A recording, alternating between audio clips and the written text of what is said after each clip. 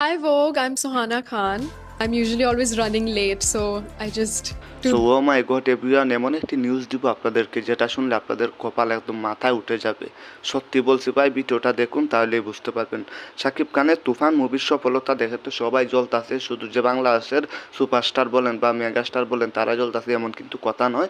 বাংলাদেশের বাইরে যত নায়ক নায়িকারা ছিল তারাও কিন্তু এখন জ্বলতাছে, কারণ দেশের বাইরে ইন্টারন্যাশনালিভাবে কিন্তু শাকিব খানের এই তুফান মুভিটা মুক্তি পেয়ে গেছে।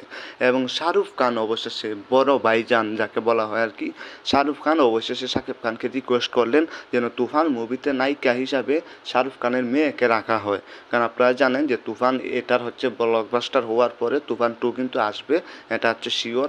অবশেষে শাহরুখ খান শাকিব খানকে সরাসরি ভিডিও কল দিয়ে বললেন যে শাকিব, তোমার হচ্ছে তুফান 2-তে হচ্ছে আমার মেয়েকে রাখবে নায়িকা হিসাবে, এমন কিছু কিন্তু এখন চারদিকে মিডিয়াতে ঘুরছে।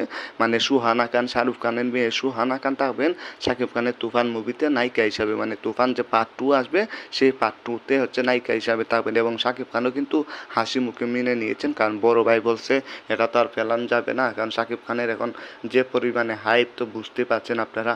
হয়তো খুব শীঘ্রই শাহরুখ খান এবং হচ্ছে তার মেয়ে বাংলাদেশে আসবেন, শাকিব খানের সাথে দেখা সাক্ষাৎ করবেন এবং ভালো একটা ভিডিও আমরা পাবো, দেখতে পাবো সব কিছু একদম প্রমাণ সহকারে। তো এটাই এখন চারদিকে শোনা যাচ্ছে যে শাহরুখ খানের মেয়ে সুহানা খান থাকবেন শাকিব খানের তুফান মুভির দ্বিতীয় পার্টে শাকিব খানের নায়িকা হিসাবে।